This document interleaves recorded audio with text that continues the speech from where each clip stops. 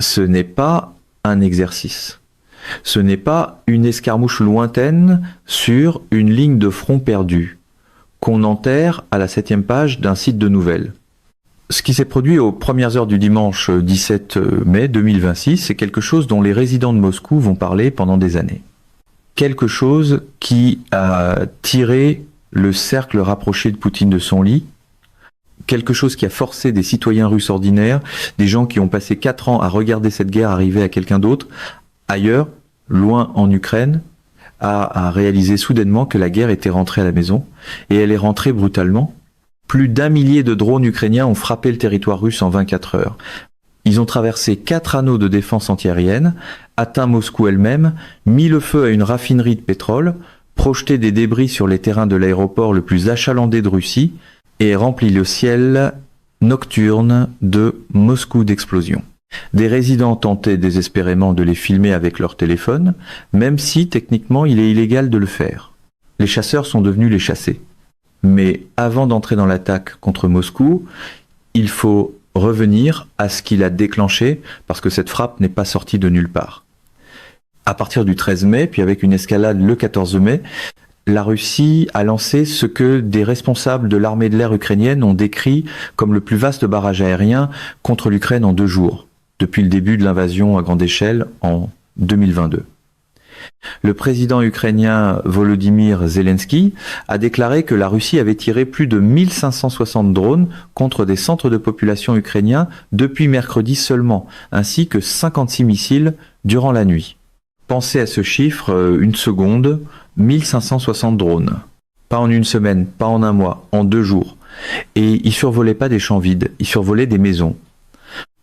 Le bilan d'une attaque de missiles russes qui a rasé un immeuble d'habitation à Kiev est monté à 24 morts le vendredi 15 mai, dont 3 adolescents. Le missile de croisière a frappé un immeuble d'angle de 9 étages pendant le plus grand barrage russe de l'invasion à grande échelle. Les secouristes ont terminé de fouiller les décombres après plus d'une journée de recherche, pendant que des foules de personnes en deuil, dont beaucoup d'enfants, convergeaient vers un mémorial improvisé sous un arbre près du bâtiment détruit. 3 adolescents nés en 2008, 2010 et 2013. Ils ne se sont même jamais rendus à l'âge adulte. 1 minute, ils dormaient dans leur appartement à Kiev. La minute suivante, ils avaient disparu, ensevelis sous des débris de béton, parce que Vladimir Poutine avait décidé d'accumuler des drones et des missiles pendant des semaines, puis de programmer délibérément la frappe pour un impact maximal. C'est pas un crime de guerre qu'on enterre dans un langage diplomatique. C'est un massacre de civils. Et l'armée ukrainienne avait déjà commencé à planifier la réponse avant même que la poussière retombe. Le ministère russe de la Défense a affirmé que l'armée visait le complexe militaro-industriel ukrainien, y compris des bases aériennes et des installations de carburant et de transport. Parmi les armes déployées se trouvaient des missiles Kinjal, dont Moscou affirme qu'ils peuvent voler à 10 fois la vitesse du son. La vaste vague d'attaques russes a ciblé plusieurs régions, dont Poltava, Zaporijjia et Kharkiv, endommageant des infrastructures énergétiques et ferroviaires à travers le pays. Et puis il y avait le moment choisi, les responsables ukrainiens ont rapidement souligné que ces frappes survenaient pendant que le président américain Trump était en visite d'État en Chine. Le ministre ukrainien des Affaires étrangères, Andriy Sybiha, a déclaré qu'au moment même où les dirigeants des pays les plus puissants se réunissaient à Beijing et où le monde espérait la paix, Poutine lançait des centaines de drones, de missiles balistiques et de missiles de croisière contre la capitale de l'Ukraine. C'est pas une coïncidence, c'était Poutine qui choisissait le moment le plus visible sur la scène internationale pour démontrer qu'il ne répond à personne. Et cette erreur de calcul va lui coûter cher, parce que voici ce que Poutine a oublié en mai 2026 et qu'il aurait dû retenir de 2022. L'Ukraine a développé son industrie nationale de l'armement au point de pouvoir frapper la Russie sans armes fournies par l'Occident et sans avoir besoin de la permission de qui que ce soit. Depuis le début de l'invasion à grande échelle, les capacités de l'industrie ukrainienne de défense ont augmenté de plus de 50 fois. L'Ukraine produit maintenant plus de 50% des armes qu'elle utilise sur la ligne de front, avec la plupart de ses capacités de frappe à longue portée développée entièrement à l'interne. Ce n'est plus l'Ukraine de 2022 qui encaisse les coups. Ce n'est plus un pays qui attend que quelqu'un lui donne la permission de riposter. C'est un pays qui a passé 4 ans à bâtir la capacité d'atteindre n'importe quel endroit à l'intérieur de la Russie avec un essaim de drones qu'aucun système de défense antiaérienne sur Terre n'a été conçu pour arrêter à cette échelle. Zelensky a donné instruction à l'armée ukrainienne de préparer ce qu'il a appelé les formats possibles de notre réponse aux frappes russes meurtrières contre Kiev le 14 mai. L'instruction a été transmise, les forces de défense ont commencé à planifier, et quelques heures seulement après la fin du bombardement russe de 48 heures contre les villes ukrainiennes, la réponse était déjà dans les airs. L'une des plus importantes frappes de drones ukrainiennes contre la Russie a tué au moins 4 personnes, dont 3 près de Moscou, et blessé une douzaine d'autres, selon les autorités locales, le dimanche 17 mai. Les défenses russes ont abattu plus de 1000 drones en une seule période de 24 heures, quelque chose qui ne s'était jamais produit à l'intérieur de la Russie depuis le début de cette guerre. Plus d'1 millier de drones en une seule journée. Le ministère russe de la Défense lui-même a confirmé ce chiffre. Et voici ce qu'il faut comprendre à propos des chiffres confirmés. Pour Moscou, ils représentent presque toujours le plancher, pas le plafond. Ce qui est passé à travers, voilà ce qui compte. Et ce qui est passé à travers a transformé Moscou en quelque chose que ses résidents n'avaient jamais connu auparavant.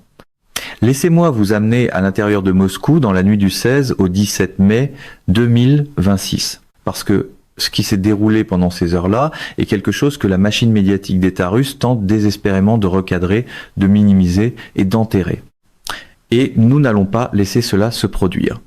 Nous allons passer cible par cible, district par district, et expliquer exactement ce que l'Ukraine a frappé, à quoi ressemblaient les dégâts, et surtout comment les moscovites ordinaires ont réagi lorsqu'ils ont compris que la ville qu'ils croyaient intouchable était bel et bien en feu. Parce que l'impact psychologique de cette attaque, la terreur pure qui s'est répandue dans les quartiers de Moscou au milieu de la nuit, pourrait finalement compter davantage que les dégâts physiques eux-mêmes. Et ces deux dimensions comptent énormément. Commençons par la chronologie. Des vidéos ont commencé à circuler sur les médias sociaux après 3 heures du matin, heure locale, semblant montrer des éclairs dans le ciel et des incendies dans de nombreux endroits simultanément. Des rapports ont fait état d'explosions à Moscou, de détonations à Khimki, Klin et Zelenograd, d'activités de drones près de l'aéroport Sheremetyevo et d'explosions dans le centre même de Moscou. Rappelez-vous maintenant que Khimki n'est pas une zone industrielle isolée au bord de la carte. Khimki est une banlieue densément peuplée de Moscou.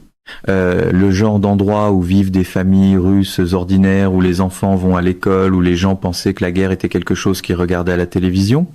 Une femme a été tuée après qu'un drone a frappé une maison privée à Khimki, avec une autre personne coincée sous les décombres. 4 personnes ont été blessées lorsque des drones ont endommagé plusieurs immeubles résidentiels dans la ville occidentale d'Istra. Ce n'était pas abstrait, c'était réel. Et les résidents de Moscou l'ont ressenti à chaque seconde. Maintenant, parlons des cibles que le service de sécurité ukrainien a ensuite confirmé avoir été délibérément frappées, parce que cette frappe n'était pas aléatoire. C'était une opération soigneusement planifiée et stratégiquement exécutée. Le service de sécurité ukrainien a déclaré que les forces ukrainiennes avaient ciblé des installations dans la région de Moscou, dont 2 stations de pompage de pétrole, une raffinerie de pétrole et l'usine Angstrom, qui fournit des semi-conducteurs au complexe militaro-industriel russe. Relisez ce dernier élément, l'usine Angstrom. C'est une installation qui fournit des semi-conducteurs, les micropuces qui entrent dans les systèmes d'armes russes, l'électronique de guidage, l'équipement de communication. L'Ukraine n'a pas seulement frappé des réserves de carburant.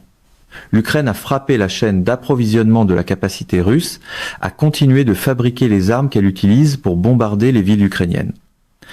C'est un niveau de précision stratégique dans le ciblage qui mérite beaucoup plus d'attention qu'il n'en a reçu dans la couverture médiatique dominante.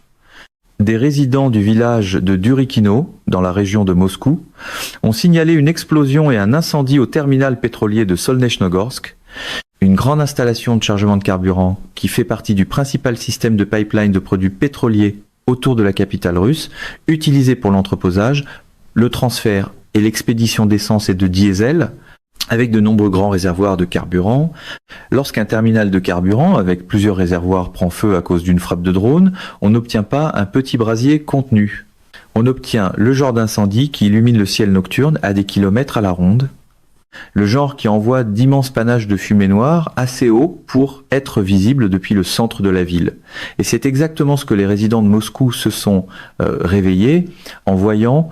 Puis il y a eu l'aéroport Sheremetyevo, et c'est là que les choses sont devenues véritablement alarmantes pour le public russe, d'une manière que même les médias d'État n'ont pas pu entièrement contenir. Un incendie s'est déclaré à l'aéroport Sheremetyevo de Moscou après l'attaque de drones. Les responsables de l'aéroport ont confirmé la chute de débris de drones sur les terrains de l'aéroport, tout en affirmant qu'il n'y avait pas de menace pour les zones de service des passagers et des avions. Voici maintenant ce qu'il faut comprendre au sujet du poids psychologique de cette déclaration. Sheremetyevo est le plus grand aéroport de Russie. C'est la porte d'entrée de Moscou sur le monde. C'est le symbole du lien de la Russie avec les voyages internationaux, le commerce international, la normalité internationale. Lorsque des débris de drones tombent sur les terrains de Sheremetyevo et que des incendies éclatent, le message envoyé à chaque membre de l'élite russe qui se répétait que Moscou est protégé, que Moscou est différente, que Moscou est en sécurité, ce message vole en éclats. Et la réaction des résidents de Moscou a confirmé à quel point il avait volé en éclats. À Moscou même, au moins 12 personnes ont été blessées dans la frappe nocturne, surtout près de l'entrée de la raffinerie de pétrole de la ville, dans le district de Kapotnia, la plupart des blessés étant des travailleurs de la construction près du poste de contrôle de la raffinerie.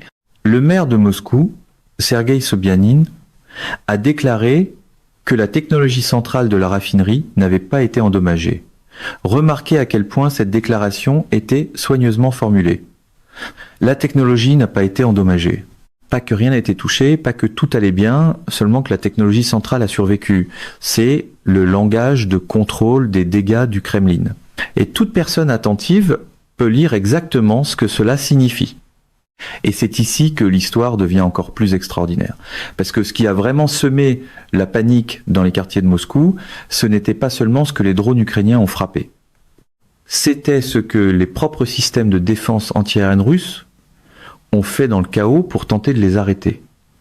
Le ministère russe de la Défense a déclaré avoir intercepté 556 drones ukrainiens durant la nuit, tandis que le maire de Moscou, Sobyanin, a affirmé que les défenses antiaériennes avaient abattu plus de 120 drones se dirigeant vers Moscou et ses environs.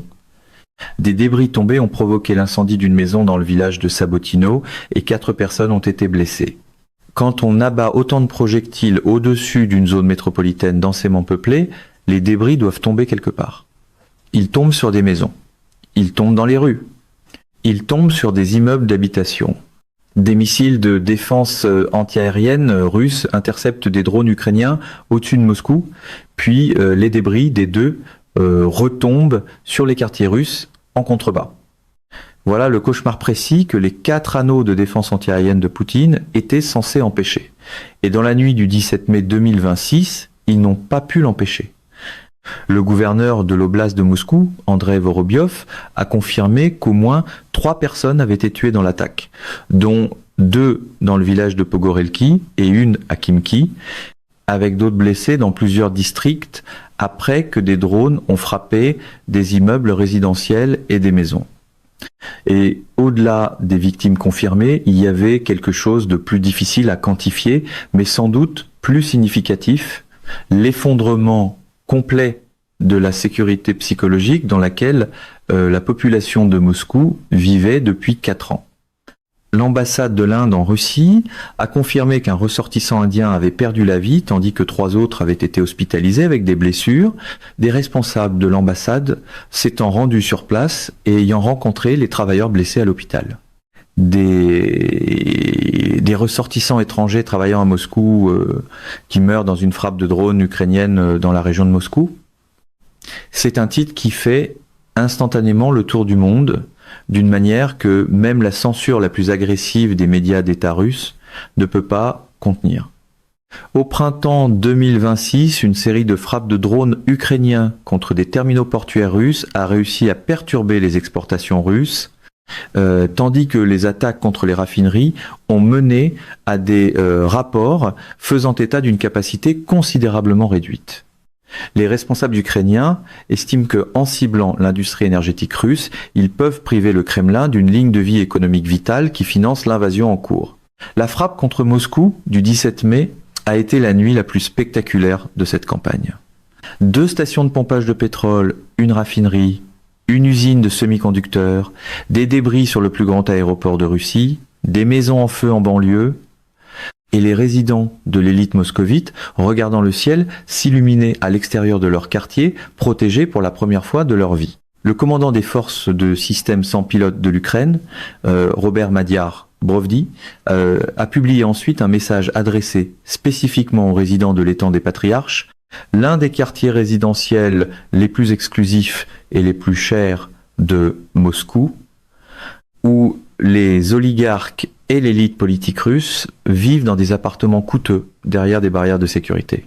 Son message était simple et précis. L'abonnement unilatéral à une vie tranquille au patriarche et dans les environs a été annulé. Ce message n'a pas été écrit pour la presse internationale.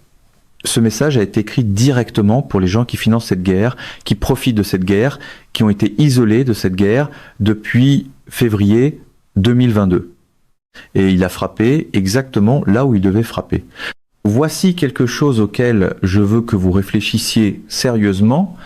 Pendant 4 ans, de février 2022 jusqu'en mai 2026, la machine médiatique d'État russe a mené l'une des opérations d'information les plus agressives, les plus coordonnées et les plus éhontées de l'histoire moderne.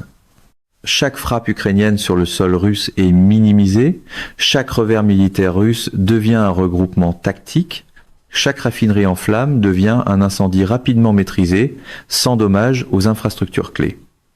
Chaque mort civile, causée par des débris de la défense antiaérienne russe, devient un non-événement qui n'apparaît tout simplement pas à la télévision d'État.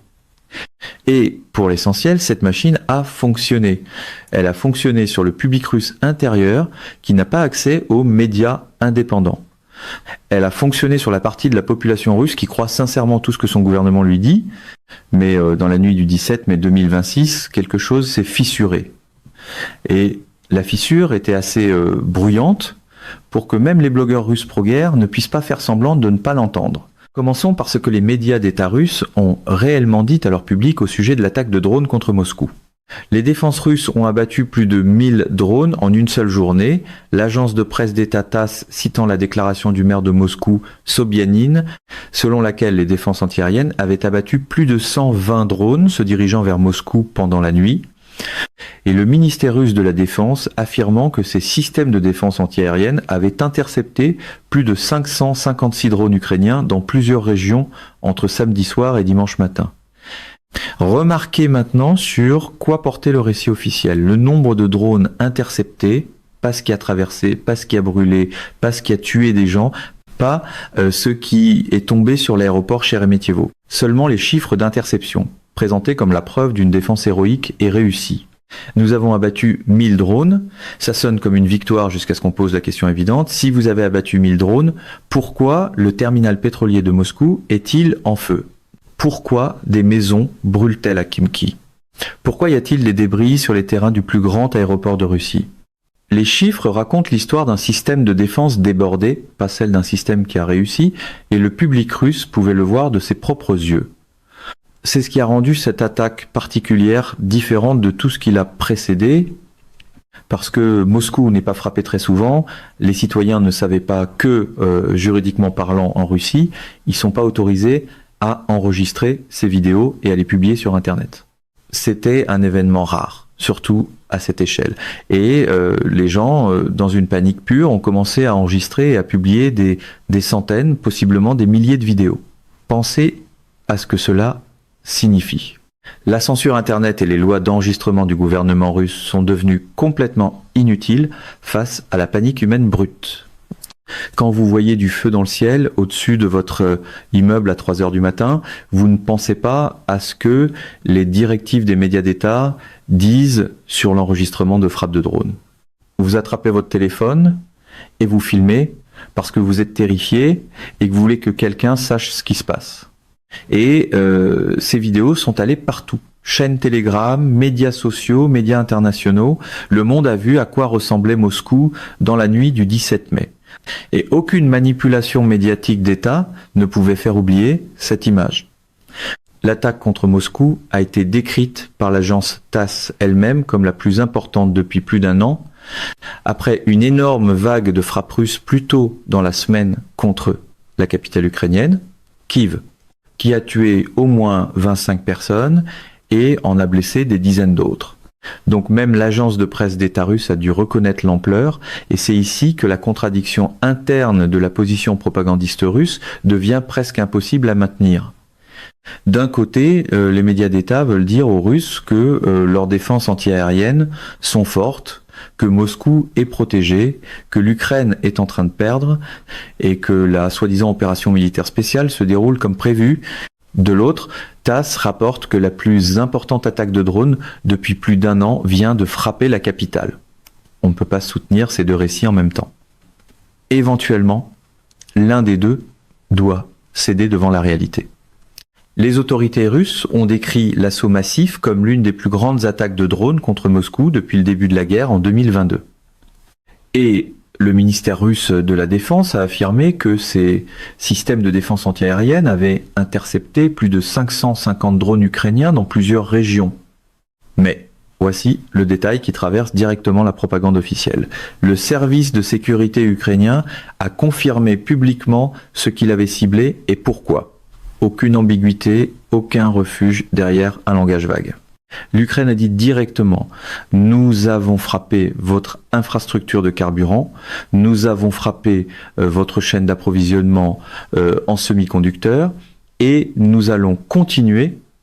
Ce genre de transparence publique de la part de l'attaquant, combiné à la tentative désespérée des médias d'État russes de minimiser les dégâts, crée un fossé de crédibilité que les citoyens russes ordinaires ressentent de plus en plus, même s'ils ne peuvent pas toujours l'exprimer clairement. Puis est arrivé le moment qui a véritablement changé la dynamique de l'espace informationnel intérieur russe dans la nuit du 17 mai. Les blogueurs pro-guerre ont commencé à rompre les rangs. Les frappes ukrainiennes à longue portée du printemps 2026 sont devenues beaucoup plus grandes et beaucoup plus conséquentes que tout ce qu'on avait vu dans les premières années de la guerre. Et leur impact croissant est dû à un arsenal à longue portée amélioré, qui contient maintenant un plus grand nombre de modèles de drones ainsi qu'une quantité croissante de systèmes développés à l'interne.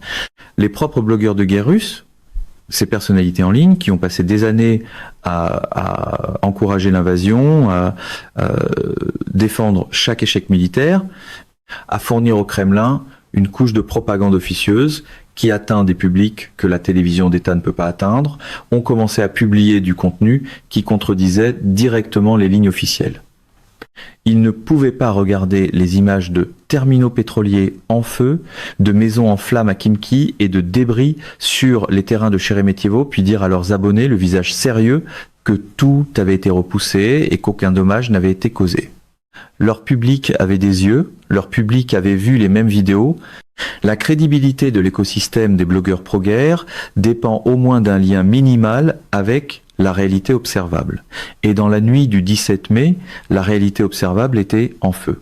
Un expert a déclaré à l'Associated Press que les frappes semblaient être des représailles aux récentes attaques russes contre Kiev, ajoutant que cela démontre le fait que l'Ukraine a la capacité de frapper à une échelle très importante dans la capitale russe ou autour d'elle, ramenant la guerre chez les Russes d'une manière qui serait extrêmement malvenue pour le Kremlin. Cette expression extrêmement malvenue fait beaucoup de travail de sous-entendu diplomatique. Ce qu'elle signifie réellement, c'est ceci.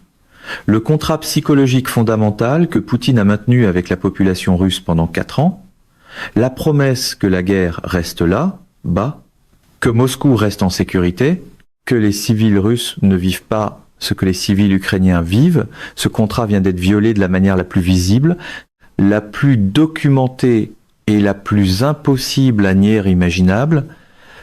Un analyste cité par l'Associated Press a ajouté que l'attaque contribue à ce qu'il a appelé un nuage d'anxiété qui s'assombrit au-dessus de la Russie, un phénomène qui s'est développé de façon palpable au cours des 3 à 4 derniers mois, en raison d'une combinaison de facteurs dont les récents revers russes sur le champ de bataille, une situation économique qui se détériore à l'intérieur du pays et l'intensification de la répression du Kremlin contre Internet, y compris à Moscou, dans la deuxième plus grande ville de Russie.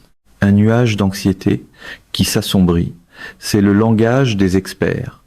En langage simple, c'est plus direct. Les Russes ont peur d'une manière dont ils n'avaient pas peur auparavant. Et le gouvernement auquel ils faisaient confiance pour les garder en sécurité leur dit que tout va bien pendant que leurs voisins filment des bâtiments en feu depuis les fenêtres de leurs appartements. La Russie ne semble pas avoir pleinement développé ni déployé des équipes mobiles de tir, des intercepteurs de drones ou d'autres systèmes distribuables à faible coût pour se défendre contre des frappes répétées et massives de drones ukrainiens. C'est ce qu'indique l'Institut pour l'étude de la guerre, l'ISW. Cette évaluation de l'ISW est dévastatrice dans ses implications.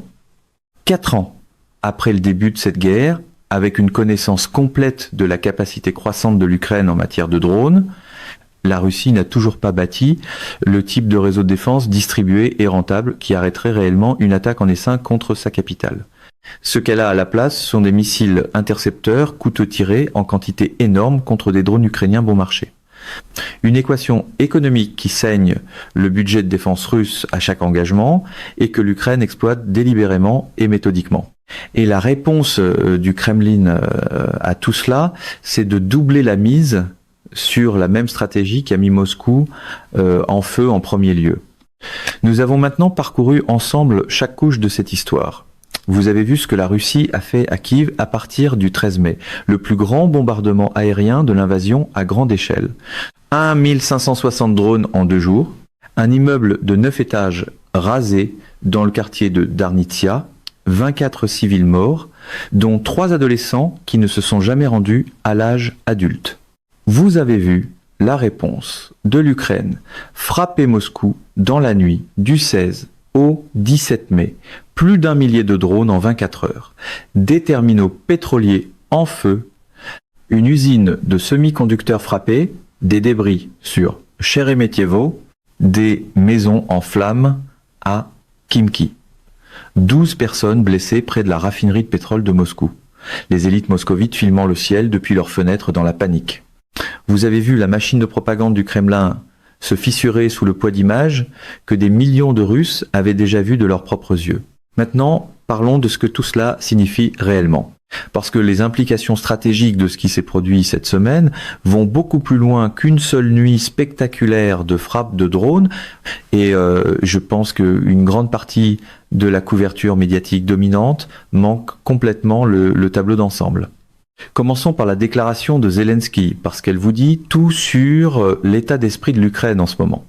Zelensky a confirmé les frappes, déclarant que les armes ukrainiennes à longue portée avaient atteint avec succès des cibles à plus de 500 km à l'intérieur du territoire russe, et saluant les forces de sécurité et de défense ukrainiennes pour avoir mené ce qu'il a appelé des opérations de précision. Il a dit que la distance entre la frontière d'État d'Ukraine et les cibles dépassait 500 km et que la concentration des défenses antiaériennes russes dans la région de Moscou est la plus élevée partout. Mais l'Ukraine surmonte tout cela. 500 km en profondeur, à l'intérieur d'un pays qui a passé 4 ans et dépensé d'énormes ressources à construire une défense antiaérienne en couche, spécifiquement pour empêcher exactement cela. Et l'Ukraine ne fait pas seulement passer ses armes. L'Ukraine frappe des cibles stratégiques avec assez de précision pour identifier et atteindre une installation d'approvisionnement en semi-conducteurs pour le complexe militaro-industriel russe. C'est pas un coup de chance, c'est du ciblage guidé par le renseignement à un niveau qui devrait alarmer chaque planificateur de défense russe actuellement assis à Moscou. Zelensky a qualifié l'attaque de réponse entièrement juste aux frappes continues de la Russie contre les villes ukrainiennes. Le service de sécurité ukrainien a confirmé avoir mené l'opération conjointement avec les forces armées ukrainiennes, ciblant des infrastructures militaro-industrielles et énergétiques dans l'oblast de Moscou, ainsi que des systèmes de défense antiaérienne et des infrastructures à l'aérodrome militaire de Belbek, en Crimée occupée. Donc pendant que les frappes contre Moscou dominaient les manchettes internationales, l'Ukraine frappait simultanément des infrastructures militaires russes en Crimée occupée la même nuit. Deux théâtres distincts, une même opération. Ce niveau de coordination opérationnelle et de capacité de frappe simultanée sur plusieurs théâtres est quelque chose que l'Ukraine n'avait vraiment pas en 2022. La croissance de la capacité militaire ukrainienne en 4 ans de guerre est l'une des histoires les plus remarquables et les moins rapportées de tout ce conflit. Et les chiffres le confirment complètement. L'Ukraine est entrée en 2026 avec un changement clair dans l'équilibre des frappes à longue portée, lançant plus de drones de frappe en profondeur que la Russie, et maintenant une pression de plus en plus visible à travers le territoire russe. La tendance suggère que l'Ukraine a considérablement augmenté sa production nationale et son utilisation opérationnelle de drones à longue portée, transformant les drones d'un outil auxiliaire en pilier central de sa stratégie de frappe. Pensez à ce que cela signifie lorsqu'un pays qui a commencé cette guerre massivement dépassé en armes, en effectifs et en dépenses lance maintenant plus de drones à longue portée que son agresseur. Ce n'est pas un avantage tactique temporaire. C'est un changement structurel dans l'équilibre de la guerre. Et la Russie n'a pas trouvé de réponse. L'Ukraine a développé son industrie nationale de l'armement au point de pouvoir frapper la Russie sans armes fournies par l'Occident et sans avoir besoin de permission d'aucun pays partenaire. Depuis le début de l'invasion à grande échelle, les capacités de l'industrie ukrainienne de défense ont augmenté de plus de 50 fois. 50 fois en 4 ans, tout en menant simultanément une guerre sur son propre territoire. Cette réussite industrielle est extraordinaire selon n'importe quelle mesure et c'est la fondation qui a rendu possible l'attaque de Moscou du 17 mai. Maintenant, parlons de la dimension économique parce que c'est là que la position.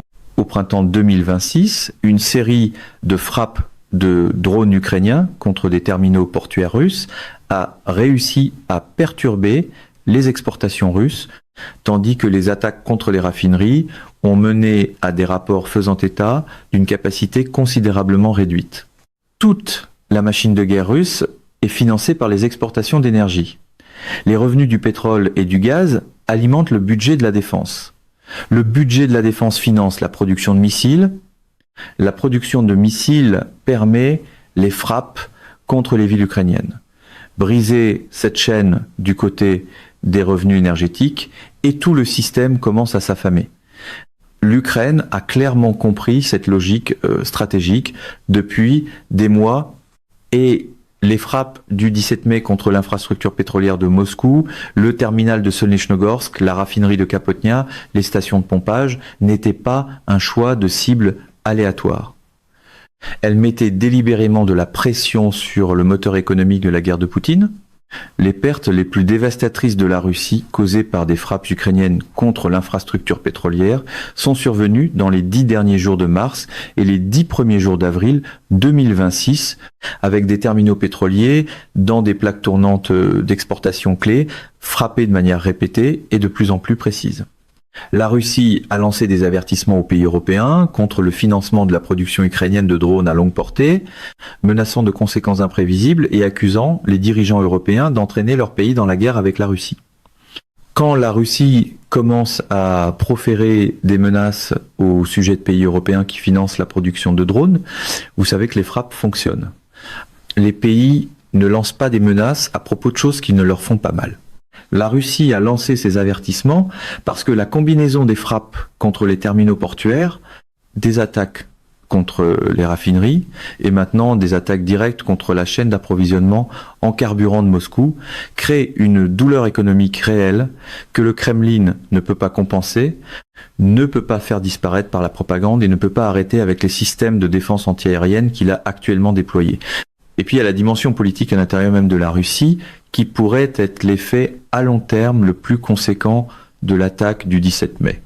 Les frappes ont ajouté à ce qu'un expert a décrit comme un nuage d'anxiété qui s'assombrit au-dessus de la Russie, qui s'est développé de façon palpable au cours des 3 à 4 derniers mois, sous l'effet d'une combinaison de facteurs, dont les revers russes sur le champ de bataille, une situation économique qui se détériore à l'intérieur du pays et une répression d'Internet à Moscou et dans d'autres grandes villes.